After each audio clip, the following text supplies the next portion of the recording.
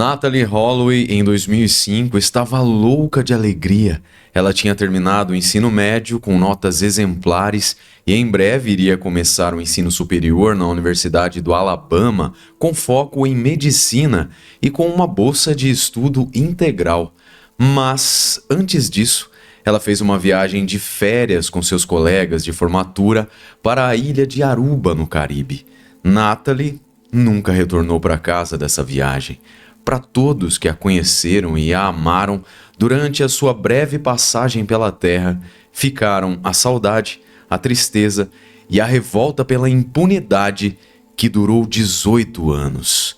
No entanto, depois desses longos 18 anos, a história de Natalie Ann Holloway está próxima de um desfecho. E é por isso que o episódio de hoje é dedicado a ela. E para falar sobre a vida e a morte da Natalie Ann Holloway, nós vamos levar em consideração que a maioria dos nossos seguidores já passou da adolescência. Então, se eu mencionar os sentimentos de alegria pela conclusão do ensino médio e as grandes expectativas do começo da vida adulta de uma jovem de 18 anos, talvez muitos tragam à tona as suas próprias recordações e se identifiquem com a nossa personagem principal. O episódio será intenso, abduzidos. Então, sejam todos muito bem-vindos ao Insólito. Eu sou o Marcos. Se você é inscrito antigo aqui, já deixa aquele like na confiança. E se você está chegando agora, acompanhe a nossa produção até o final e depois diga aí nos comentários se nós merecemos o seu like e a sua inscrição. Combinados? A todos também fica aqui o convite para entrar para o nosso clube de membros. E é isso. Recados dados, vamos aos fatos.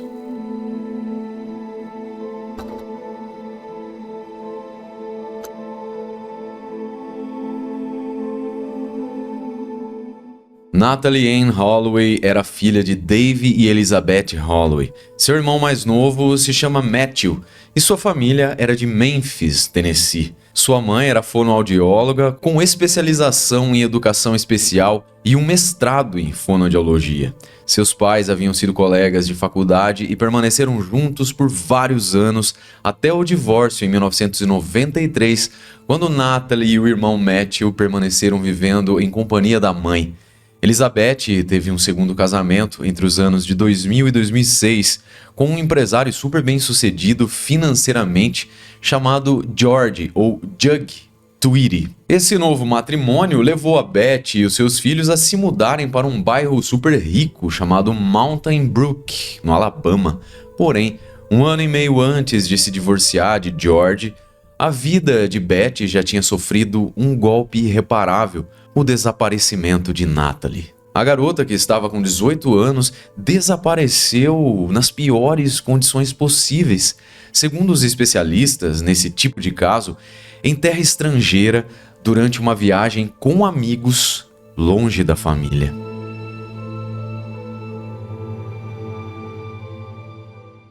Dia 26 de maio de 2005, Natalie Holloway e outros 124 colegas graduados de Mountain Brook High School chegaram a Aruba para uma viagem de formatura de 5 dias. Os jovens estavam acompanhados por 7 professores.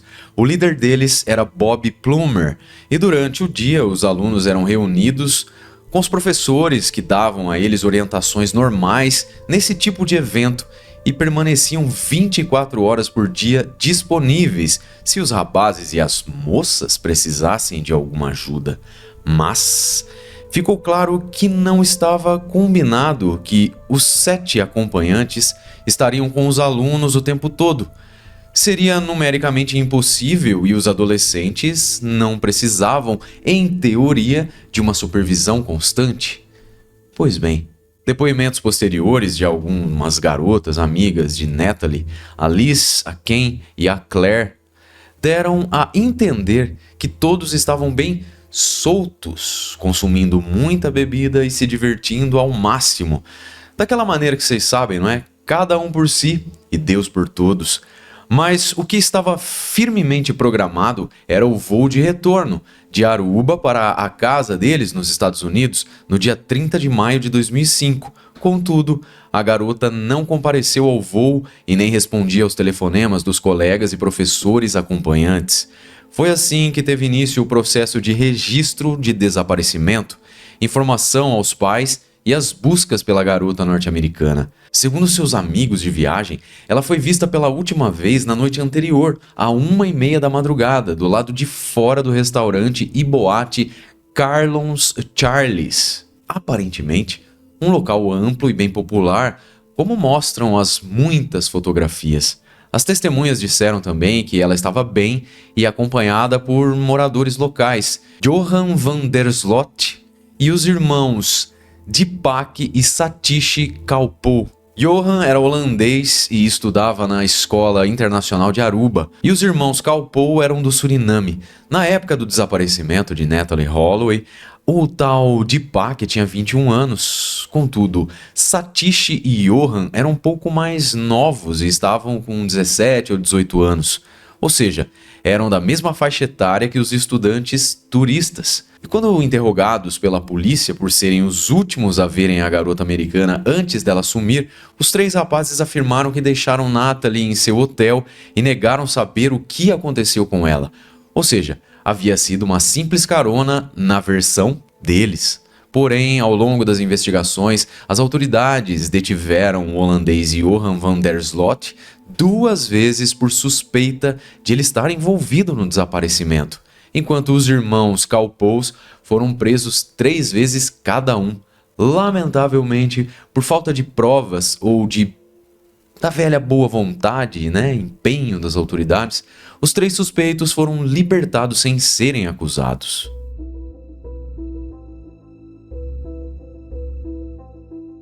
Claro que desaparecer não é crime, e já batemos nessa tecla aqui no canal, ao apresentarmos histórias como essa, com esse elemento em comum. Pessoas maiores de idade podem simplesmente decidir partir e não querer mais comunicar com a família. E também com os conhecidos, amigos, mesmo que isso pareça estranho e suspeito. Para a polícia, então, quando o caso envolve jovens, sempre existe a hipótese de terem bebido demais, dormido demais, estarem com um namorado ou apenas esqueceram da hora. Ou foi tudo um mal-entendido com os pais, uma briga boba, uma ação tola, e nada disso é crime, não é?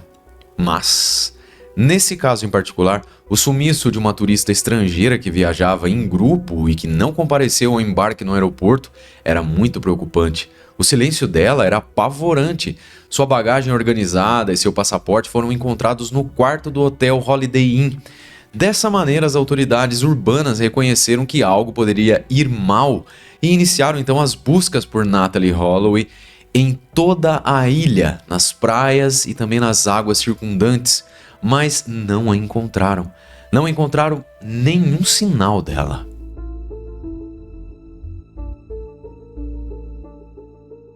Assim que a mãe e padrasto da garota foram comunicados da ausência dela, ou seja, do seu suposto desaparecimento, eles viajaram para Aruba em um jato particular. 4 horas depois, com base nas suas próprias investigações, eles tinham em mãos os nomes e endereços dos 3 jovens que já mencionamos aqui.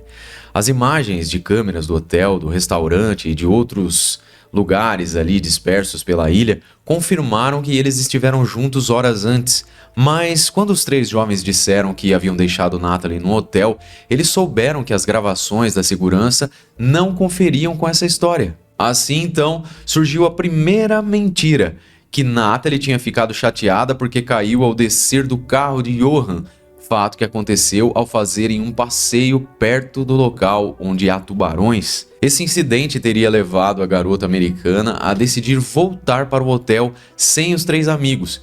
Então, ao se afastarem, eles viram um homem negro, aparentemente uniformizado como policial, conversando com a garota. Essa história era balela.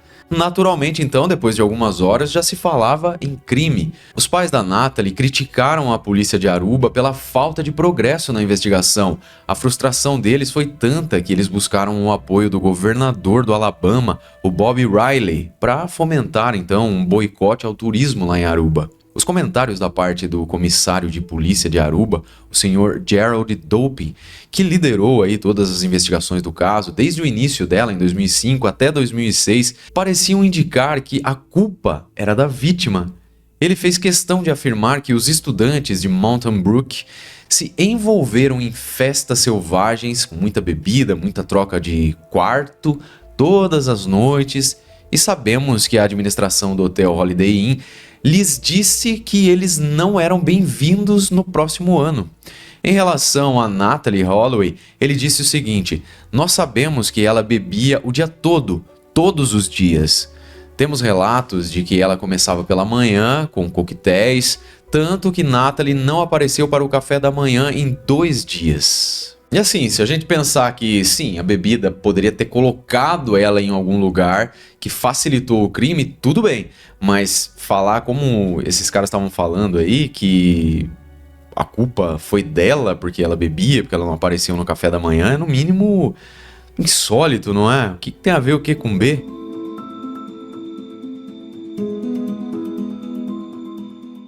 Com os pais presentes e algumas ameaças políticas, os esforços de busca e resgate da garota norte-americana começaram imediatamente. Centenas de voluntários de Aruba e dos Estados Unidos se juntaram ao esforço. E durante os primeiros dias das buscas, o governo de Aruba deu a milhares de funcionários públicos o dia de folga para eles participarem desse esforço aí de resgate. 50 fuzileiros navais holandeses realizaram uma extensa busca na costa. Os bancos arubanos arrecadaram $20 mil para ajudar nas despesas dos voluntários das equipes de busca. A mãe da moça, a Betty Tweedy, inicialmente ficou hospedada gratuitamente no mesmo quarto que sua filha havia ocupado. Mais tarde, ela mudou de hotel e se hospedou na suíte presidencial do Wyndham Hotel. E pessoal, só para explicar aqui para vocês que durante todos esses anos aí que o caso foi explorado pela imprensa, algumas informações aparecem de maneira contraditória em diferentes fontes. Mas, resumindo aqui, sobre a garota ter sido filmada ou não entrando no hotel naquela madrugada, ambas as versões existem. Mas consta também que algumas câmeras não funcionavam. E ainda tem o detalhe que o acesso aos quartos do hotel poderia ser feito por outra porta. E nesse caso, ninguém veria o hóspede entrar e sair. Pois é, assim o enigma seria desse tamanho mesmo. A existência das imagens dela entrando seria o álibi perfeito para os 3 rapazes. Mas parece que esse álibi não existe. Procuraram pistas de DNA de Natalee no carro desses caras aí, mas isso também só podia confirmar que ela estava no veículo, o que já era um fato admitido, porque ela pegou mesmo carona com eles. Mas uma mancha escura encontrada no carro criou um tsunami e, infelizmente, depois da emissão do laudo do laboratório, todos souberam que a mancha não era sangue, mas um pontinho a favor da inocência dos 3 suspeitos. A polícia técnica, então, americana cooperou substancialmente com as autoridades lá de Aruba desde os primeiros dias da investigação. Na época, a secretária de Estado dos Estados Unidos, Condoleezza Rice, também manifestou seu apoio e cobrou o resultado das investigações.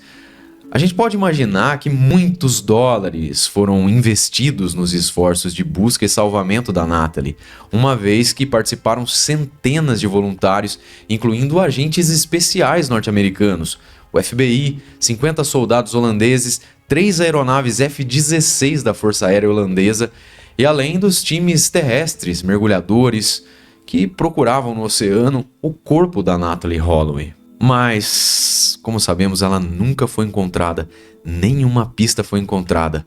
Assim, em 18 de dezembro de 2007, os promotores de Aruba anunciaram que o caso seria encerrado sem acusar ninguém de um crime.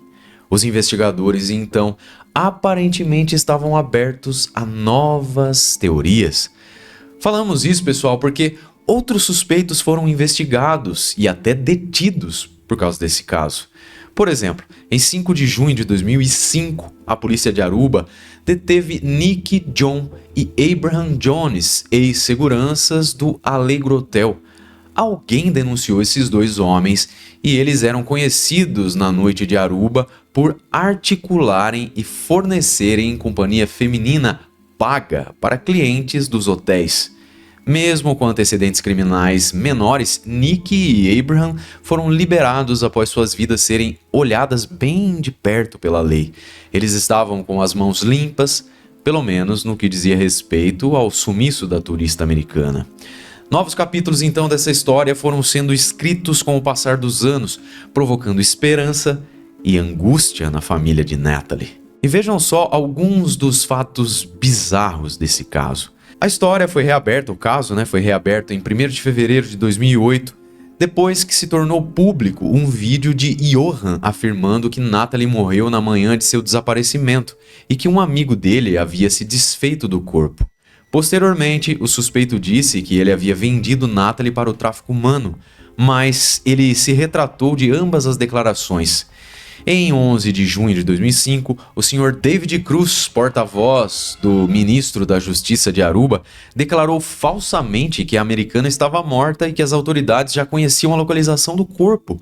Mas o Cruz mais tarde se retratou e justificou seu erro, alegando que havia na ilha uma campanha de desinformação. Um jardineiro local apresentou informações relacionadas à presença dos 3 suspeitos na lagoa perto do Aruba Racquet Club, e isso levou à drenagem desse lago. Ainda uma outra testemunha, um corredor, afirmou ter visto homens enterrando uma mulher de cabelos loiros em um aterro sanitário durante a tarde de 30 de maio. Com isso, a polícia vasculhou 3 vezes esse local. O FBI participou com cães farejadores. Todas essas buscas foram infrutíferas. Os investigadores encontraram ainda um pedaço de fita adesiva com fios de cabelo loiro presos a esse pedaço de fita. As amostras foram testadas em um laboratório holandês. Então, um grupo da polícia e do Ministério Público de Aruba viajou para o laboratório do FBI em Quantico, Virgínia, onde essas amostras foram então testadas pela segunda vez. O FBI anunciou que as amostras de cabelo não pertenciam à vítima. A família Holloway inicialmente ofereceu $175 mil do próprio bolso, mais 50 mil de doadores, pelo retorno seguro da garota, pois havia esperança de ela estar viva, porém sequestrada. Os valores foram aumentando e, por fim, 2 meses após seu desaparecimento, a recompensa chegou a $1 milhão, com recompensa de 100 mil por informações que levassem à localização de seus restos mortais. Aruba gastou cerca de $3 milhões nessa investigação, o que apresentou cerca de 40% do orçamento operacional da polícia daquele ano. Pouco antes de deixar o caso, Gerald Dopin, o primeiro chefe da investigação, deu uma entrevista bem chocante, dizendo que ele acreditava que a Natalie Holloway não tinha sido assassinada, mas que provavelmente ela morreu de uma overdose de álcool e drogas. Para ele, a garota era usuária de drogas pesadas e as evidências supostamente indicavam isso. Membros da família da garota sempre negaram que ela fosse usuária ou dependente química. A pedido do pai de Natalie Holloway, o juiz do Alabama, Alan King, a declarou legalmente morta em 12 de janeiro de 2012. Em 29 de março de 2010, pouco antes, esse sujeito, o Johan, entrou em contato com a representante legal de Beth Tweedy, a mãe da Natalie. Ele pedia incríveis $250 mil com adiantamento de 25 mil para revelar a localização do corpo e detalhes da morte da garota. A Beth notificou isso ao FBI, que então armou uma cilada para testemunhar e gravar Johan recebendo esse dinheiro sujo. As informações que ele forneceu eram mentirosas, não levaram a lugar nenhum, mas ele foi acusado pelo Tribunal Distrital do Alabama por extorsão e fraude eletrônica. E a partir daí, a procuradora Joyce White Vance obteve um mandado de prisão e o transmitiu à Interpol. Daí foi uma questão de tempo até a prisão dele por esse crime. Por isso, em 8 de junho de 2023, um salto no tempo, Johan van der Slot, que ainda era o principal suspeito do caso da Natalie, foi extraditado para os Estados Unidos para enfrentar julgamento por extorsão e fraude eletrônica. Essas acusações estavam conectadas ao desaparecimento da garota norte-americana 18 anos antes. Finalmente, então, em 18 de outubro de 2023, Johan se declarou culpado das acusações de extorsão e confessou ter matado Natalie por trauma de força contundente, depois que ela rejeitou seus avanços íntimos.